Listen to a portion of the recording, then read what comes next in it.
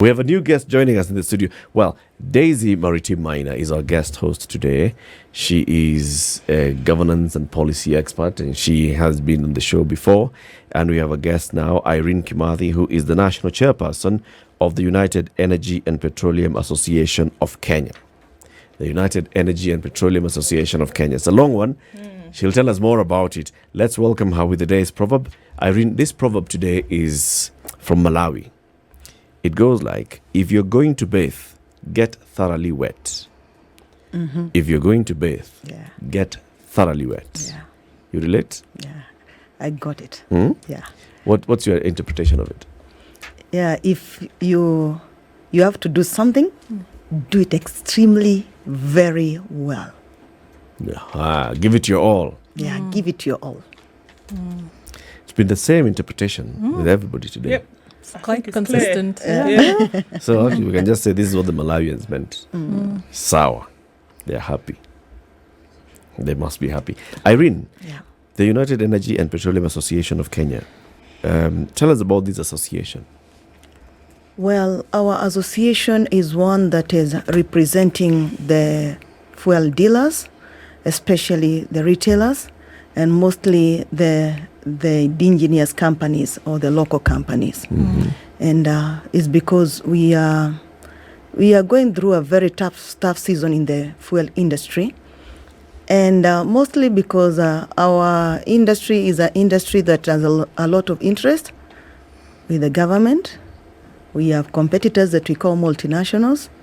And therefore, we see if we don't have a lobby group that is really standing in the gap to make sure that the policies that are made are favoring us, then we can easily be crowded out of the market.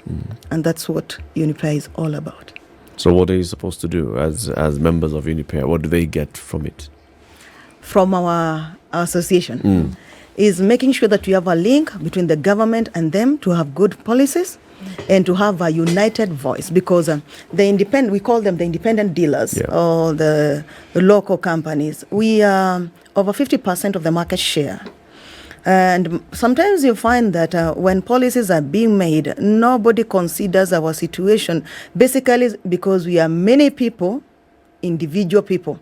So we have voice that is individual. So when we put up an association, we speak in one voice. Now we have been in situations where when the government wants to make policies, they listen to the big players, they look at things from their angle, and they don't look at things from our angle. So UNEPEA is there to bring the angle of the independent many dealers. So you're there, Francis Atwoli. Yeah. Sauti ya wengi. Yeah. You know, many people would think that if we are talking about the oil marketing industry, it is one industry. It's the same issues. If we are talking about building a petrol station, it's building a petrol station. It's got to be somewhere. I mean, there are regulations of how you put up a petrol station, how far it can be from the road, what you're supposed to have as safety measures around the petrol station, how far it should be from residential, maybe from schools, probably. There are regulations on that. And then the industry is one. You're all selling the same product. You're all selling petrol, diesel, or LPG, or lubricants. Okay? Same. You're selling to people who are similar. It's all motorists and homes that are using LPG. So why would we have fragments in terms of, there are big people, there are small people, there are multinationals, there are locals, why? We sell one product. The difference is the way the supply chain is designed. Because we have the independent oil marketers that will participate in the OTS, and they are going to bring in fuel that is surplus. We get from the surplus. Most of the independent dealers will get from surplus, because we cannot all of us go to import. So now we have also now the multinationals. The multinationals will enjoy the whole system, all supply chain. Some of them have been in the market for over 100 years. They are all over the world. They enjoy everything from drilling to importation to retail. So we are not reading from the same book. And therefore, when policies are made to just consider those ones, if they forget that, for example, when the pricing model is done by EPRA, the pricing model, they will calculate fuel from the port to the depot. They will give losses on transit. They will calculate the taxes and all those things. But when it comes to us, they don't consider the losses that we make. So as they are doing the pricing, they just give us the margin, which is just 4 shillings. They have imposed taxes on us, which is the 8% VAT. Yet the wholesale has no cap. So they'll do calculation. They'll say our costing is this. The wholesale price is 100 shillings plus the margin plus the transport plus VAT. Now you sell at that. But now when the wholesaler is selling, there is the supply demand function that is working in the market. So you'll find that the way they were calculating, they have given you maybe 110 is a wholesale price. But in a real sense, you'll not buy at 110. And the retailer is capped, maybe sell at 115. Yeah. So the wholesaler will decide, I'm going to sell at 113. So you'll find that our market is very fragile. And it is moving and up and down. It's something that we cannot really be able to project about. And that's basically why we are talking. We are saying that we are being sandwiched in the middle there. Yet we are contributing too much to the economy. When we talk about over 50%, you can imagine the many employees that we employ. You can imagine we are the people that really supply where the multinationals cannot go, because multinationals will be concentrated in the big towns. As we will go to the very rural areas, and we cause our people to be mobile, the economy to work faster. And therefore we should really be considered when all these things are being looked at. That's why UNEPEA is there. Let me ask the question. We have a formula, all right? A legal formula that EPRA uses every month to determine this, how much fuel is going to retail at. In that formula, when you look at the calculations, we'll see they start from the landed cost. This is the price at which the product arrived at the port. This is the landed cost. And then they'll say this is going to be transported from the coast via pipeline. There is some margin for the pipeline. And then they now say the distribution is going to have this kind of margin. In the end, there's a 12 shilling margin that is allowed. That's a cap. You say, put a price cap of 12 bob, and they say the maximum that you can sell this product at the retail petrol station is 177, for example, right now. What are the factors that go into that one, the 12 shillings margin? Who gets the 12 bob? Now, as per the law, we are supposed to get 12 shillings. There's 4 shillings for the wholesaler, the person that will ship in the fuel to the depot. There's 4 shillings for the person that has put up a petrol station for the investment, because you should get return on your investment. And there's 4 shillings for the retailer. Bearing in mind, there are people who build petrol stations and lease out. So you calculate this 4 shillings is going to the leasing. And there are also the multinationals that are going to get somebody to run the station. So they divide these 4 shillings to the retailer. If you are an independent dealer, maybe you have built your petrol station and you're the retailer, then you're supposed to enjoy 8 bob. The 8 shillings. But in our system, the one that really enjoys the real margin is the importer. Because if they lose any fuel, they are going to get a compensation on the actual loss. So them, they will get their clean 4 shillings. And sometimes they get more depending on other factors. But let's come to the retailer. And more so, not the retailer that is franchised. Because the retailer that is franchised, that is the one that is now under the multinationals and the big companies. They will say you're going to get 3-point-something shillings per litre. So that one, whether the prices go up or down, they are going to get 3-point-something shillings per litre. But now let's come to us, the independent dealers that will wait to buy fuel from the depot. The prices will fluctuate. So it means that our profits are always fluctuating. And this has been our problem. Why is the price fluctuating? Because in the month between the 14th of January and the 14th of February, EPRA has told us this is how much the fuel is costing. Is there any fluctuation between 14th and 14th? The fluctuation is not for the retailer. And that's where we are coming in. The fluctuation is for us. It's not for the consumer. It's for the retailer. Because remember, I have said again, the wholesaler is not capped. It can sell at any price. Last year, you saw big queues. You saw queues, and we were told there are some people that are holding fuel. Yes. They were not holding fuel. What was happening was this. Because of the subsidies, the wholesalers said, we cannot subsidize for the consumer and subsidize for you wholesaler, retailer.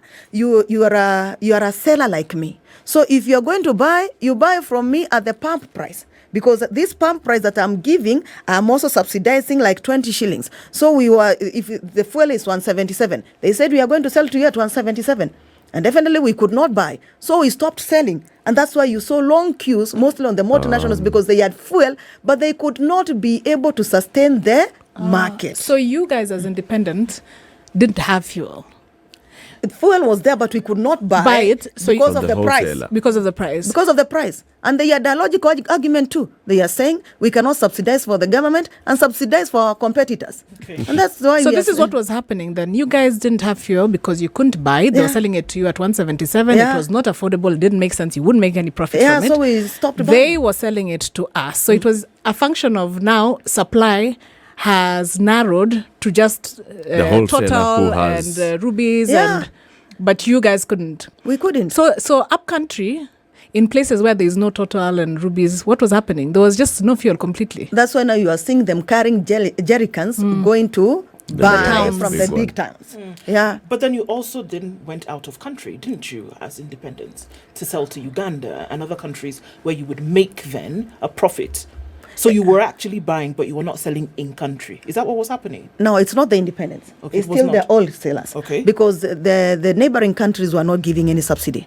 So as a business person, you want to make profit. Of course. This thing of subsidy is for the government. Business person, you need to make profit to survive. So when the subsidy came, they started selling outside the country. Why should you sell here? And the government is holding your 20 shillings per every litre, and they are not paying you immediately. You know, our business is cash. Understood. There's nothing like... But you were selling outside the country. Not us, not the retailers. Okay. The retailer is not getting from the wholesaler. Yeah, Right. because So the wholesaler is selling outside the country. Okay, Yeah, understood. you're getting? Let's take a step back now, because the folks are wondering, okay, retailer, wholesaler, Independent importer, OTS, okay. Yeah, let's break it down. Who are you and how do you get fuel from the shore to the pump as an independent? What do you do? How is this process? Now, let me bring you back to the process. There's usually an OTS, that is open tender system, where people bid for the fuel they'll bring. These are the big sellers. And now they'll be awarded. You bring in 1 million liters, 10 million liters, according to the liters that you can be able to push through for a month or for the period that they are giving. And now you buy. They buy together, they come in vessels. Okay. So the fuel is offloaded at Mombasa and then pumped through Kenya Pipeline. Yeah? To the depots. We have Nairobi, we have Mombasa, we have Kisumu, all those depots. Yeah.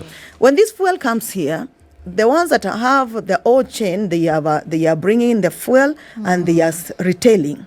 Now, when it is in the depot, let's call that the wholesale. Okay. From the depot is a common user facility. This is owned by the government, but they lease it out. Now, from there, you sell to the retailers. So the retailers will come and pick the fuel from the depots. And the prices are made every day, maybe as per the price of the dollar, the international prices of fuel. So we don't get prices on 14th as the retailers. We get the prices daily because they fluctuate as per the foreign exchange, the supply that is there, the demand that is in them. Because sometimes the demand might shoot beyond what they thought. Maybe the vessel that was bringing in the fuel is a little bit late, so they have to squeeze what they have to be able to cover the period that might not be having the fuel. So all these shocks, we are the ones that absorb the shocks. Because remember, even if I buy expensively, I'm not going to sell at a cheaper price. I'm not going to sell at a higher price. I'm just going to be capped up to there. So that's where we as independents are coming in, because there is an opportunity. There is demand for fuel. We field in the demand. We are selling to them and we are supplying to them. But now the system is this. During OTS, we have many people that don't retail. They just bring as wholesalers and they sell to us. And right now we have a big problem, because during this season of subsidy, the government did not repay back. The government owes 53 billion to the industry. And this one is really affecting the small shippers. Because when we talk about shippers, they are big. But when we reach there, they are small and the big shippers. The small shippers are the ones that supply our market. But now the small shippers don't have money. So what is happening? They have cut on their supply. And another thing, the government had said that they are going to pay them 3 billion shillings every week. I think this was about December there. They have not been able to honor. So what is happening? Because these guys, if your money is with the government and you're paying a loan, what do? You push that cost of the interest to the retailer. And the retailer can't push it to the consumer. So it is just sandwiching us and crowding us out effectively. And the reason why we are crying foul is because we have seen a consistent design of trying to push us out. For example, if you look at the EPRA laws that are there, that are designed in the year 2020, they'll talk about if you want to put up a petrol station, you have to do a feasibility study and give it to them. You have to tell them the distance between your station and the next station, the liters that you're expecting to sell. And we asked, this is a free economy. We see supermarkets lined up, this supermarket and the other supermarket. Why would we want to censor the growth of petrol stations? Because the demand in Nairobi is not the same demand in the rural areas. So we are seeing a concerted design of trying to push us out. You also look at the taxation system. The way we are being taxed as fuel dealers, because you find that our cash flows are usually high. You have had our margins are 4 shillings. In 180 shillings, you're making 4 shillings. But you'll turn a lot of 180s to be able to make 4 shillings that will be able to cover your costs, and you make profits. And this is the same money that you go tomorrow and buy, the other day and buy. But at the end of the year, when you look at the turnovers, they are big turnovers. So you find the taxman also comes and looks at our turnovers, and they give us demand letters as per the turnovers. They forget the fuel industry is not manufacturing. A manufacturing company with big turnovers, they are making big profits. But for us, our big turnovers don't translate to big profits. And you're hearing how volatile our market is. And we are agitating as UNEPEA. Let the laws of taxation in this country be reviewed, especially on the fuel market. And we want to be involved as they put up those laws. Because as per them, they will say, in our pricing system, we put 8% when we are giving you the margin of the wholesale and the retail. But you have heard our market is fluctuating. So we cannot say now you gave me the 8%, I'm receiving it. In the other markets, let's say you are operating an hardware. You bring in your mabati, you say my cost is this, and now I put 16%. But for us, I bring in my fuel, I have lost fuel on transit. If I bought at 170, I lost 100 liters because there are so many things that happen at the depot on transit. There is the temperatures, there is all those things. So you find when I bring my fuel, I have lost like 100 liters. I bought at 170, now my cost has pushed up. It's 173. And I'm supposed to sell at 177. And the taxman is saying my 8% is there. And I know you bought at 170, so you give me 8%. So you find that if we pay, the way we are supposed to pay, you can never break even. You can never break even. And when the taxman now comes to check, he will not want to know. You tell him, I made losses. Bring the documents. You bring the documents, you say, this is when you're colluding with your people, with the employees to defraud the government. And we are saying, why doesn't the government put this 8% on top of the lander? So that whatever losses I go through here, I don't have the taxman coming after me. And in fact, it would be very good for them. Because sometimes, that if we do things as per the way other people do. Yeah, we hear US is doing this and the others are doing this. We bring it to ourselves and we don't. Without context. We don't look at our situation. So now, if they can put it on top of the lander, it means we will distribute this 8% to the whole economy, such that when I sell, nobody is following me. If I make 1 shilling, 2 shillings, if I'm pushed out of the market, it's not because of the government, it's because of my inability to do business. Yep. Increasingly, as you talk, I am seeing how independent dealers are acted upon from every angle, right? You're operating as it is in a highly regulated industry.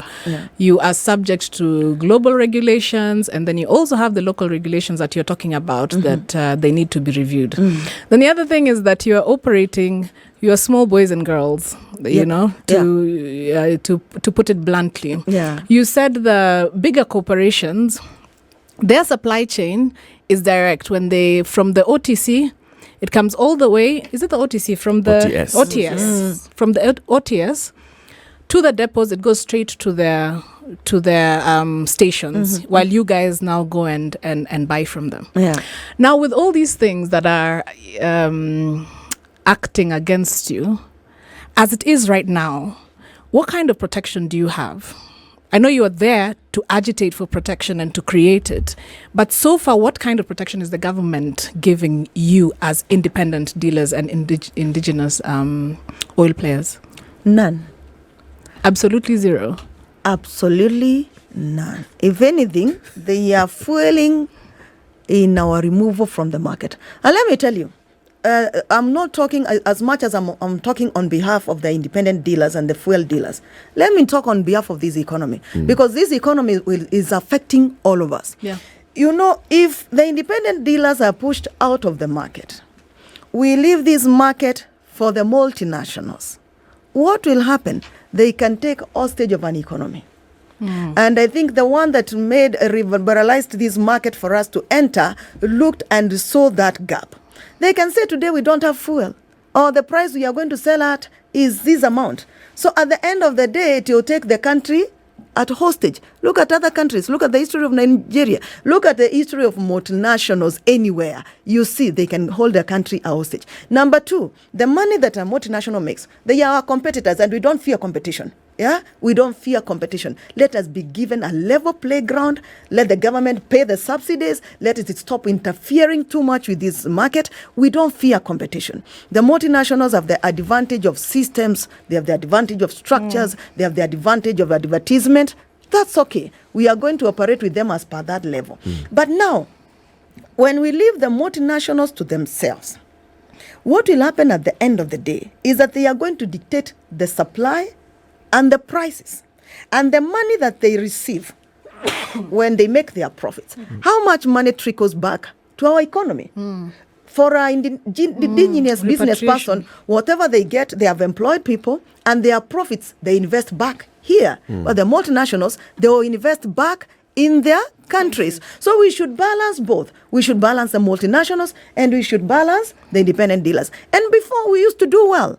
Before the year about 2018, we were doing well. The fluctuations were just normal fluctuations. But we are feeling that now we are being overregulated with a designed purpose to push us out of the market. And you know, an independent dealer, when I get out of the market, I leave that market share for who? For the multinational. So when the other day, one of my neighbors closed shop. Independent dealers are closing shop every day, systematically. At the end of the day, that market share now is going to the multinationals. So this is something that should be looked at very, very seriously. And when we are making policies, let us be able to call these so-called small players, because I said again, we are not small players. Over 50%, in fact, we are the majority of players. Let us call them on the table. When you look at the EPRA board that regulates us, there is in the representation of the board, there is no person from the fuel industry.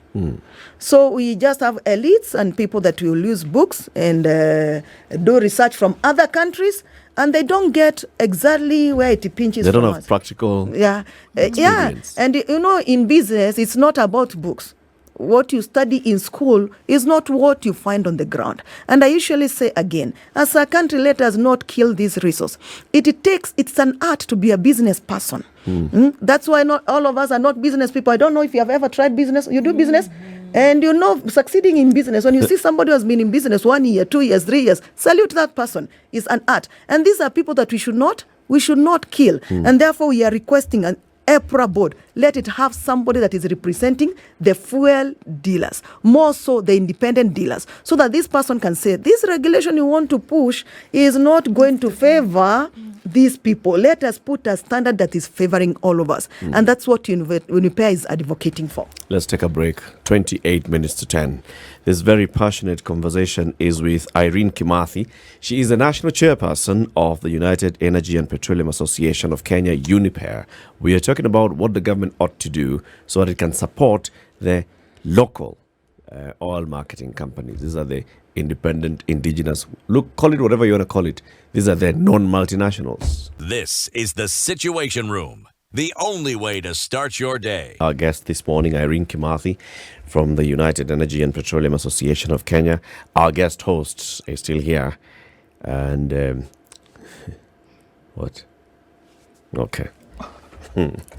Irene, The intricacies of the oil industry are swelling in my head. This is all over. Irene, you said that initially, so let's just look back over the last 40 years. There's a period when you did not have so many local independent players in this industry. And then there's a period when you had an influx of every other news station that's opening up is not the multinational brands that we're used to, it's the new brands that we're used to. So that means there's a period when the government was supporting this influx of the local players. You're saying this stopped at some point. Yep. When did this stop? And how did it stop? Around 2019. There are so many reasons, some of them political, but let's not get into that. Let me say this. Before this window was opened, during the Kibaki tenure, that is when the window was opened and many people entered into the market. You know, before we had few vehicles and you would just see few petrol stations, Corbill and Esso. You remember those days? A Jeep, those days. But now when the president in his regime, they opened up for importation of second-hand vehicles. Remember those days you would just have a vehicle if you can be able to afford to buy from the dealer. From Marshall. So today, many people have their vehicles. And then the motorbikes. So there was an influx in the demand. And I think they had foreseen this. The person that was doing the planning that time really did it very well. So they had to open up this window so that the market will not be overwhelmed. And this market has been growing over time. We have motorbikes in the very rural areas. We will always require fuel. So I think due to the opening up, the multinationals started feeling the heat. Also, there is a lot of money that turns over in this industry. And there are a lot of interests, some of them political interest. But I would want to say this, as much as we have interests and we want to make money, there's a place that we should really not joke with. And that's the fuel industry, because fuel really runs the economy. Right now, the prices of fuel are high. International prices are dropping. Definitely not at the same rate as we are seeing on the pump. And we have many taxes and levies that we pay. I want to believe that our economy is trying to carry this on their shoulders, but it is weighing down on us. Why?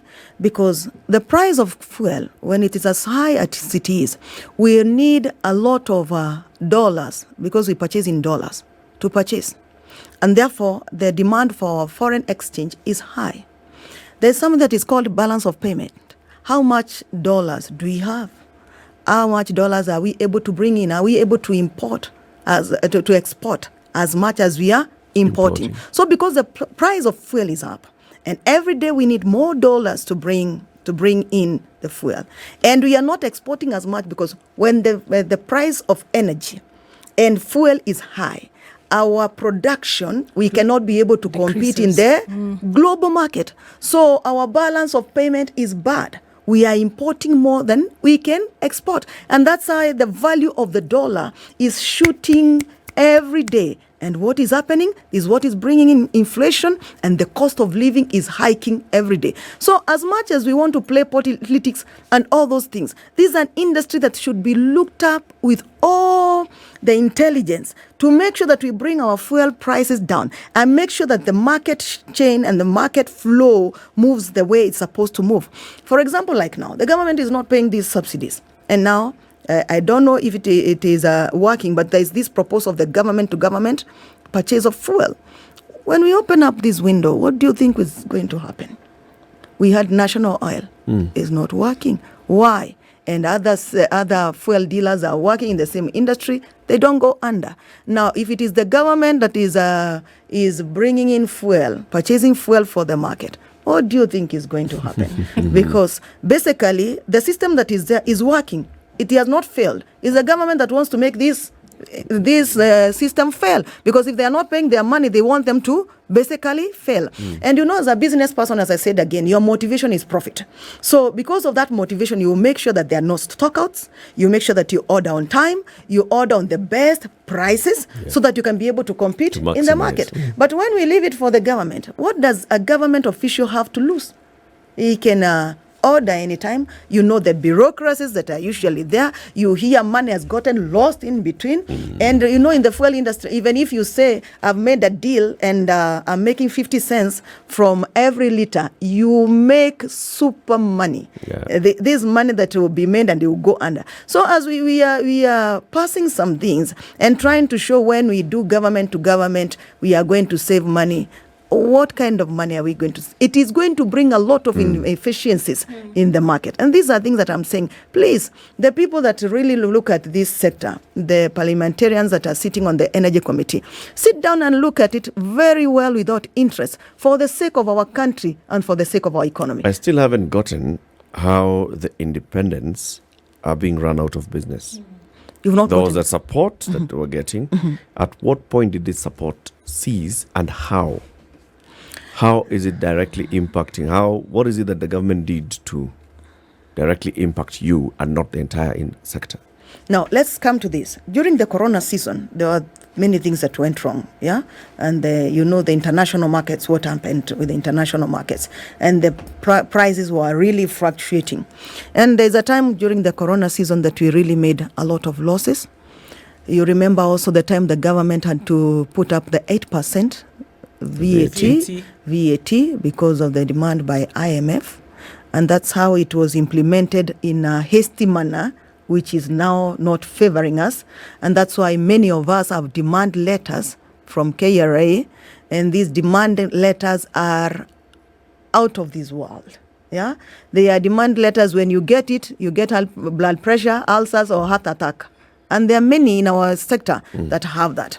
Now, the reason why I'm saying the independents are being pushed out is that after now this season, there has never been a consistent level where you're saying the price that you're being sold at is the price and what you're selling, this margin is moving. Because from that time, we've been having on 14th, the margins are good because they have calculated.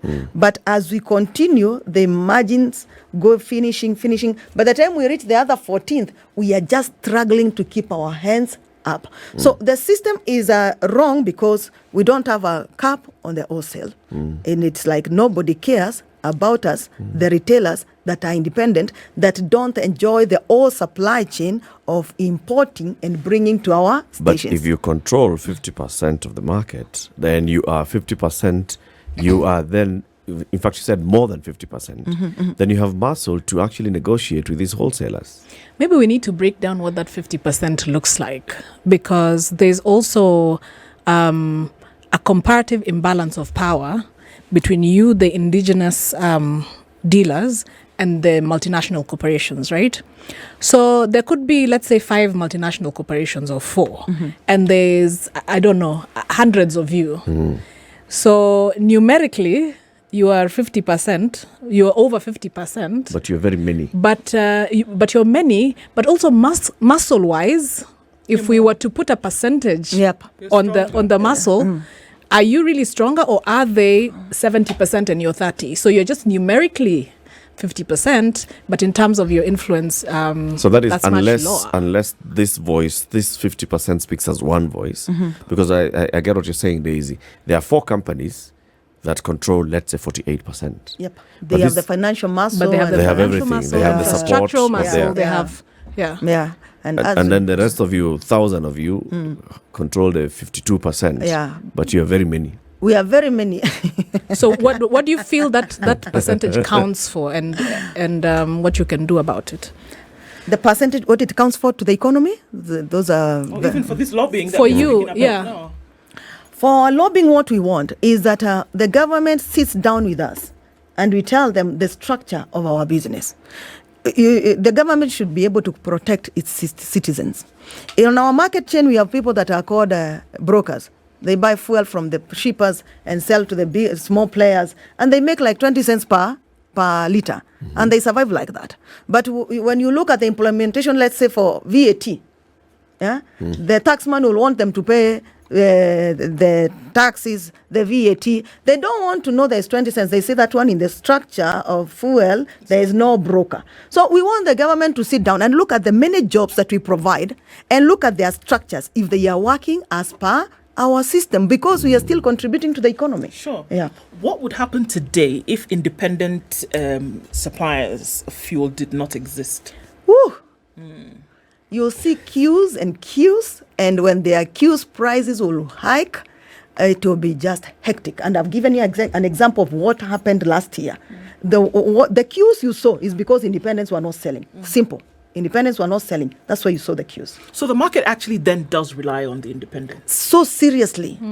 The market cannot do without the independents. And it's a factor of distribution. Yep. Yeah. But the other thing that you said, so this would be one thing that would happen. There would be a distribution problem, and so we'll be queuing. But the other thing that you said is that there would be a control issue by the international... Yeah, the multinationals. By the multinationals. How would that look like? You know, if you have few people that are supplying, you bring a monopolistic kind of a market, or a market that is controlled by few people. So they can just sit, like four of us, and we say, Cartel. this So it's fuel about we the are going prices. to... Yeah, The it's prices about- will be astronomical. Yeah. And there's nothing we can... because there will we be can no do about it. competition, and that's why we are saying let the open tender system continue and let these other suppliers be paid their money so that they can be able to supply the market the way they've been supplying. It's been working. They bring their fuel, they sell to us, and the market moves. Yep. Personally, I believe in protectionism. And I think, and from my readings, even of the history of Western countries, they got to where they are from protectionist measures. And some of those protectionist measures happen until now. Or some of the ones that were even very extreme and stringent probably ended in the 70s. No, not back in the Industrial Revolution. So it's a pity, I suppose, that it is an organization that, like you, that has to make a lot of noise for that to happen in this very sensitive industry that affects absolutely everything. I want to think also this industry has been shrouded in a lot of mystery because many people don't know how it runs. Yeah. You'll find people coming to my station and saying, this one is not the multinational. Yeah. I don't think you're selling good fuel. Yeah, You're We the buy ones who from sell the same adulterated place. fuel. And people don't know. They just see fuel coming from the pump and they imagine it is coming from underground somewhere. I mean, even you giving the description on this show, it's very layered and there's so many complexities and Yeah. It's an intrigues issue of that trust happen. because why do we have such kind of perception? Because actually, if you ask, out of every 10 people, you give them names of this between here and the next 10 kilometers, these are the number of stations, these are fuel stations on the road, and then put one multinational and ask them, which one are you going to fuel at? Many of them will go for that one brand. Yeah. Why? It is a perception. And, in competition, there is mudslinging and smearing. So this fuel comes from the same place. If there's anyone that you'll find with adulterated fuel, it's all about them as individuals. Because in every industry, you'll never lack people that are not straight. Even in your career, there are people that don't do it right the way it's supposed to be done. Yep. So it's about the owner. And when you look at the time that EPRA lists the people that have been selling adulterated fuel, you'll be surprised to see that you see the multinationals there. It's only that they are fewer than us. So when you look at it, you'll find many to small names that you don't know and maybe two names that you know. So it's a problem of the whole industry. And adulteration is a problem of the whole industry. So I would want to say for our buyers and our consumers, know your supplier. You know, the one that is selling to you. But the fuel that we sell is the same fuel. And EPRA makes sure that we don't sell adulterated fuel. So they will come checking. If they find that you are selling adulterated fuel, they close your station, which is good because we don't want also to destroy vehicles of our customers who are our consumers, and they are the ones that sustain us in the market. Yep. The big No, go ahead. the big brands also in their advertising use the trust element. They know A lot, you know, Yeah, it's total by choice, or you know, the brand that you can trust. And it is true, we do have that bias. You know, personally, I will confess that I do have that bias. I'll drive there and then I look at that station and say, okay, this one I was told they put donkey urine in the in the pump, so let me find a shiny petrol big one. station. Yeah. So the issue that I'm hearing you saying that you're raising, Irene, you want better representation in the board of EPRA, Yeah. right? In saying that let EPRA understand us by us having a voice in how the EPRA is thinking and at policy level. Yeah. You also have an issue with KRA. Very serious issue with KRA. What is this issue with KRA? What do you want? Now, KRA should understand that as administrators, they're business people that they have in this country. And that's why I said we pick things from other countries and bring them here. Who are the business people? Let's talk about the fuel dealers. Who are they? Most of them are people that are there because they did not get a chance to go to college or to secondary school. And they were doing their small things. They saw there's an opportunity. They started selling fuel and people continued buying. And today maybe they are big dealers. But what is the level of their education? So as a taxman, because again, you know, after the VAT, we pay the 30% that we pay at the end of the year. Yeah. At the end of the year, you're supposed to give your profits, your net profit, and then 30% is supposed to go to the government. And their expenses, you put your expenses together. But according to KRA, there are allowable and disallowable expenses. Now, you, as a dealer, you don't know. Yeah. What you can do is employ an accountant. An accountant is coming from college. You don't have the opportunity or the luxury of having that accountant going to a big multinational where they can be trained how things are done. So they come and keep your records. But now the irony of it is that in our education system, and ask anyone that has done CPA, accountings, or finance in our system, if they are taught the taxation system in our country. Nobody knows. They don't know how to calculate these things. So you have given your accountant. They don't know what to do.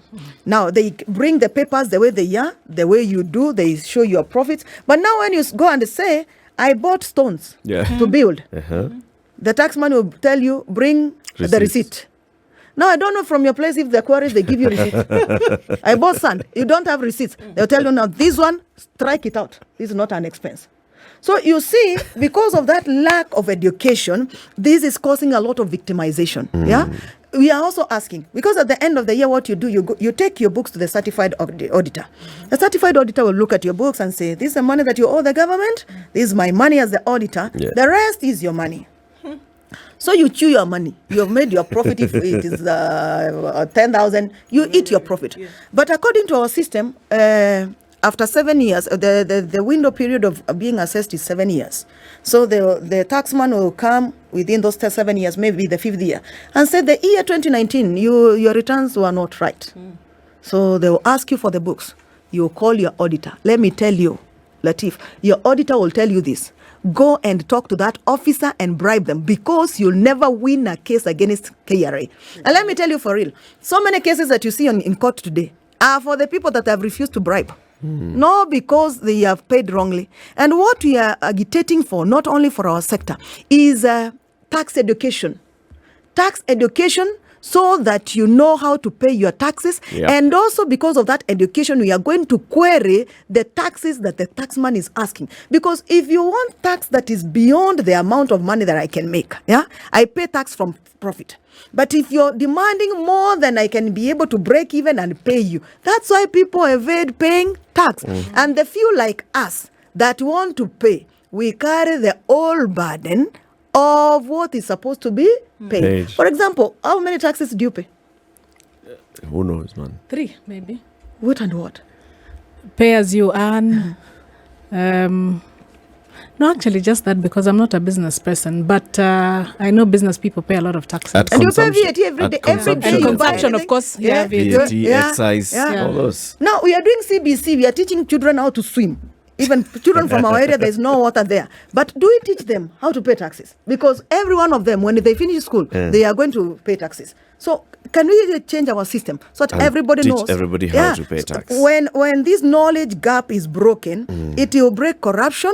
And it will cause more people to pay, such that the whole economy is paying, so that people are not just looking at the fuel You dealers have to said pay. it very well. Yeah. Irene, thank you for joining us today. Thank you. We'll invite you again.